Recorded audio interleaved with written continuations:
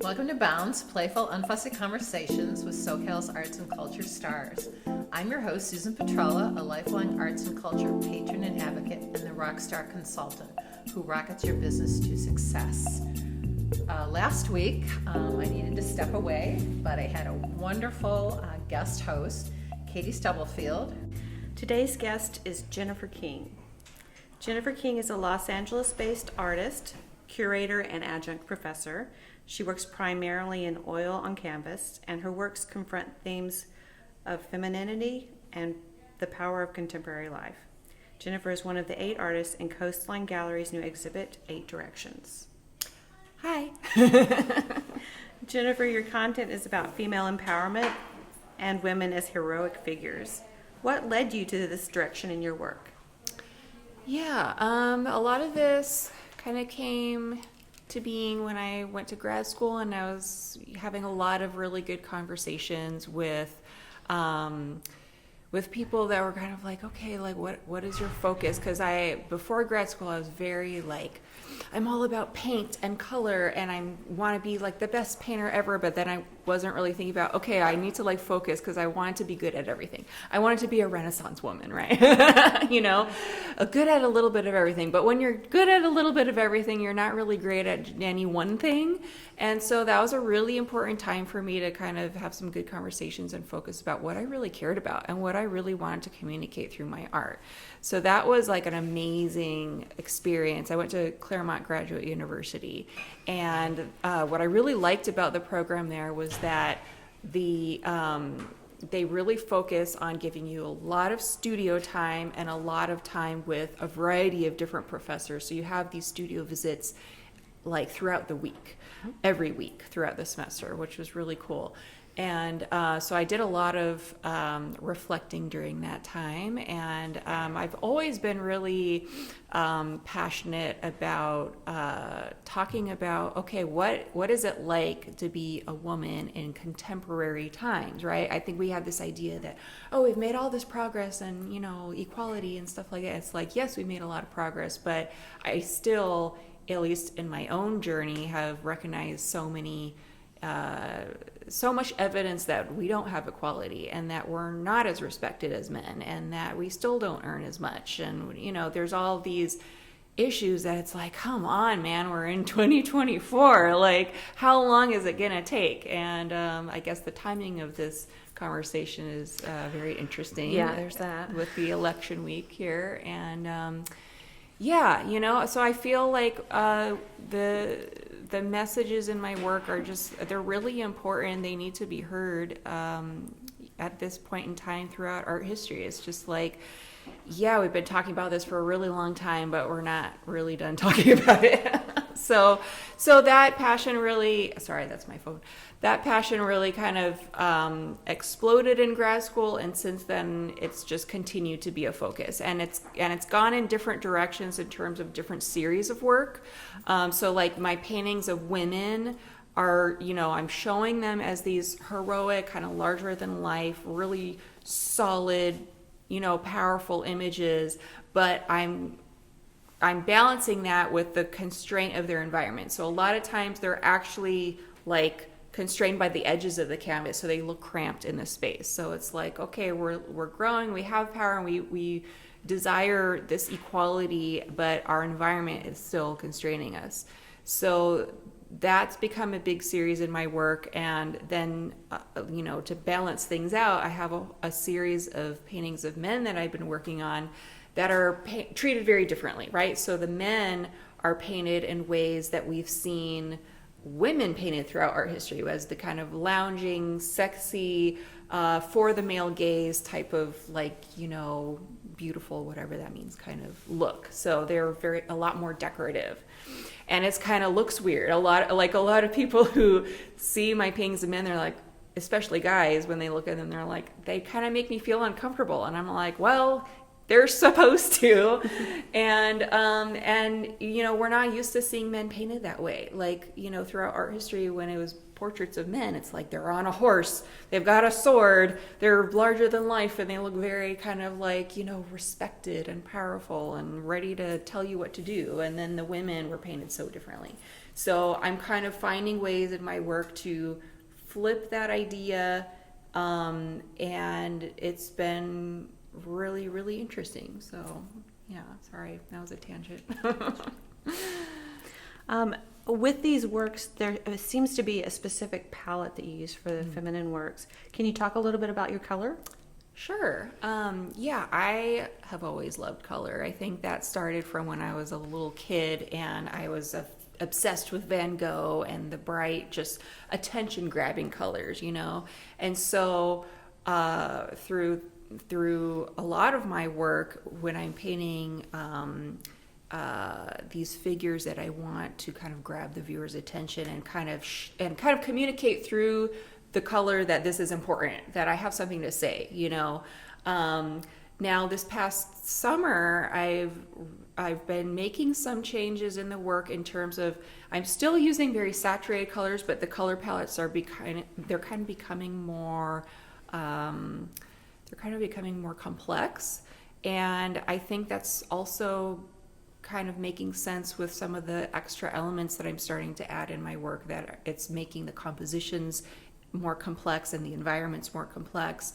And I'm kind of starting to, even though I'm continuing this main idea in my work, I'm starting to add things that are more personal to me in the painting. So I think with that, the color palettes are slightly changing. Do you find that the palettes for your feminine work and your masculine work are different? Are you using different colors? That's a good question. I think with both of the series, I've tended to lean towards the really dramatic, saturated colors. But it kind of depends on the piece. So I've had some in the series of men that have gotten very bright and saturated, and some that have gotten a little bit more neutral.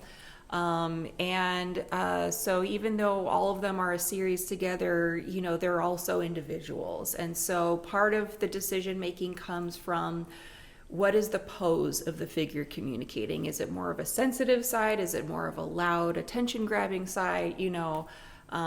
People are complex and have different moods, and the paintings do too. I'm trying to find that balance of making everything work together, but also giving each painting its own individual attention. Mm-hmm. Thank you. Let's see here. I wanted to ask you about, these are oils on canvas. Mm-hmm. Is there a specific reason that you're going with the classical oil on canvas approach? Yeah, I've tried all different materials and mediums since, for forever. So since I was a kid, I started with drawing, and then I got into acrylic painting, and then once I started oil, I was like, oh, acrylic sucks. Like, oil is just so buttery and sexy and fun. And so I kind of stuck with the oil paint, and I've tried different surfaces like canvas and linen and panel, and I still use all three of those options, but I use canvas more often because, well, first of all, it's cheaper than linen, and when I go do those giant paintings, that cost does come into consideration.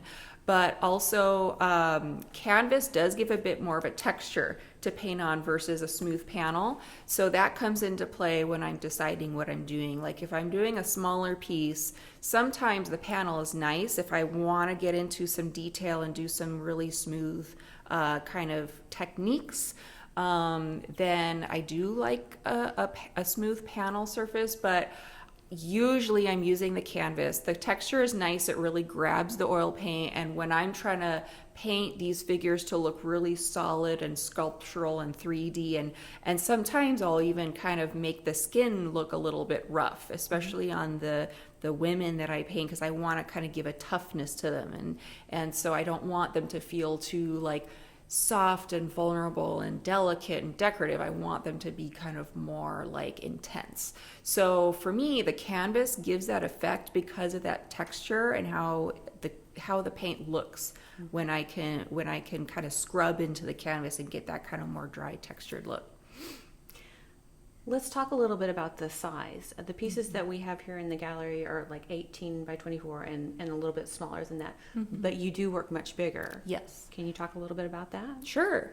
Yeah, I love a big painting. I love to look at a big painting. I love to make a big painting. I love the kind of, I get to use my whole arm and make big brush strokes. And there's something about the finished product of when you have a big portrait or painting of a figure that's larger than life, it feels heroic and powerful and kind of, it's very intense. The smaller paintings have a different mood, obviously. When you see them in person, they're more intimate. And I think the smaller works has really worked out for these kind of more recent paintings for me as I'm incorporating more elements, that are personal to me into the paintings.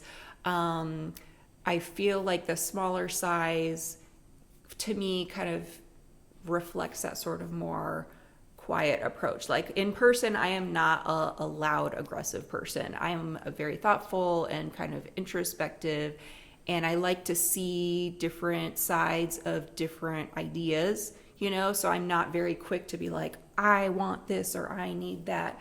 So I don't know. I think part of it was that, but also part of it was just being practical. There's only so many 6 by 6 foot paintings I can make before I run out of space in my little studio. Not every gallery can fit those large paintings, and they don't even fit in my car. So in terms of transporting them, if I want to show them, that cost is usually on me to, get the U-Haul and drive them up to LA or wherever I'm going. And, so having a variety in my work in terms of the size honestly is just practical, and also not everyone has a home that they can fit a 6 foot painting in. And I love the idea of these paintings having a life beyond just sitting in my studio. I want them to go out in the world and exist and be seen by other people.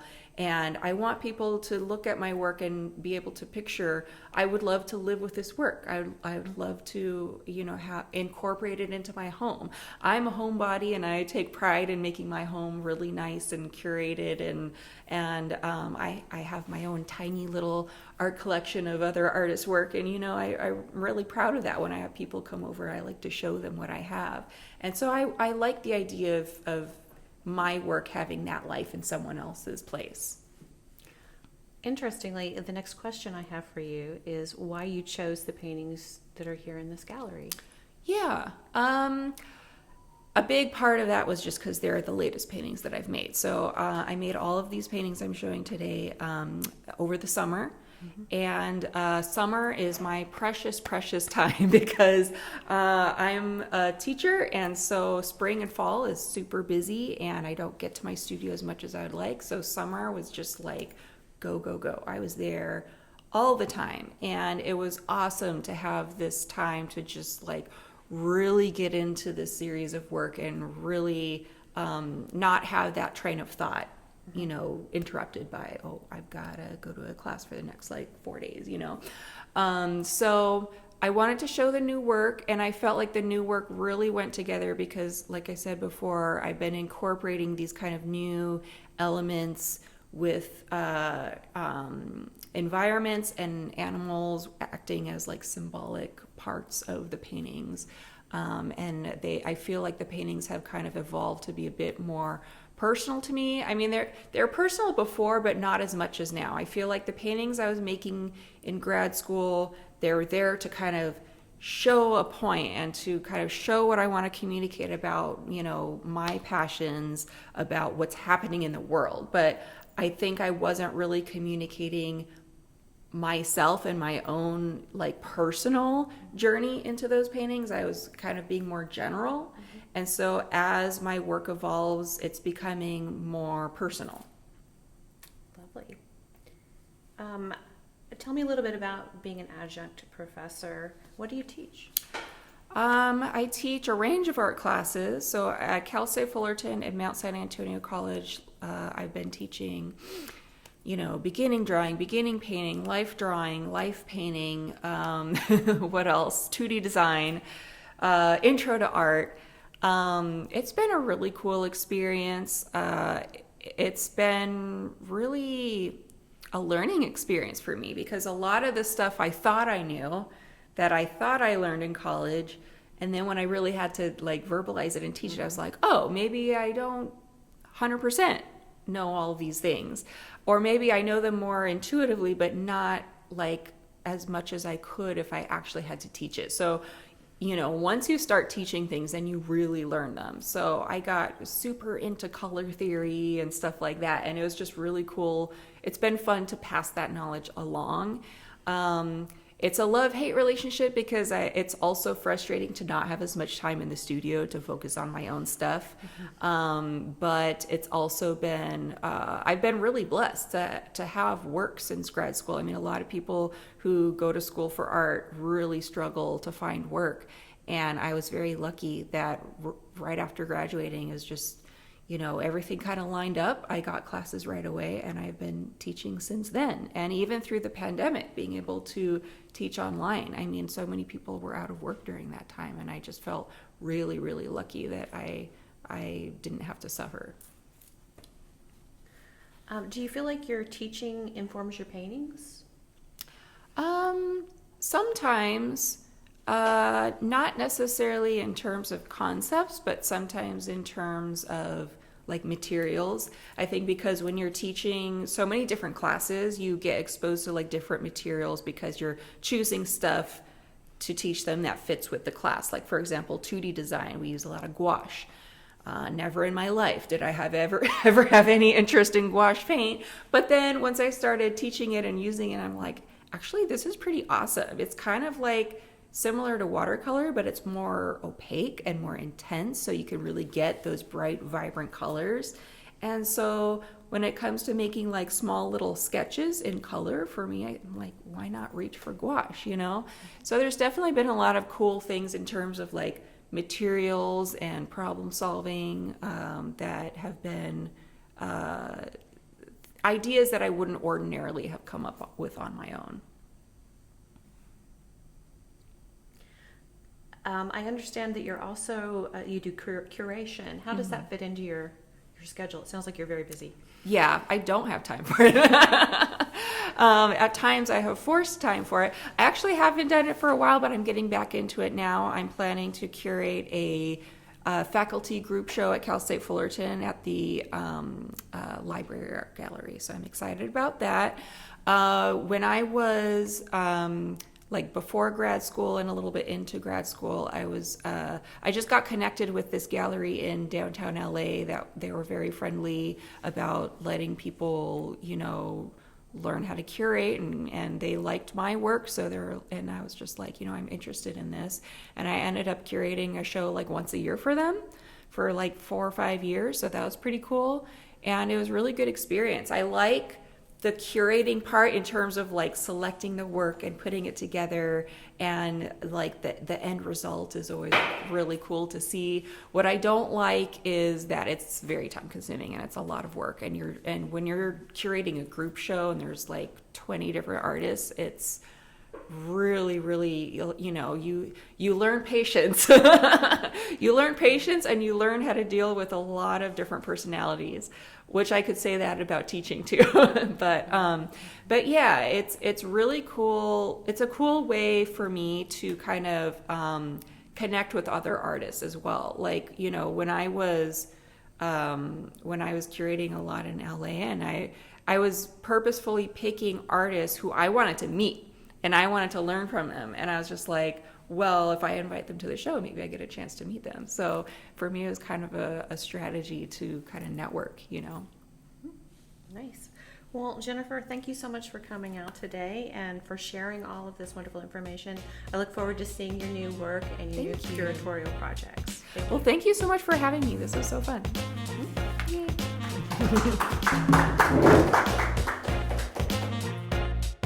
Make Bounce Bounce. A special thank you to our generous sponsor, Coastline College, its Fine Art Department and Art Gallery. David Michael Lee, Director, Curator, Professor.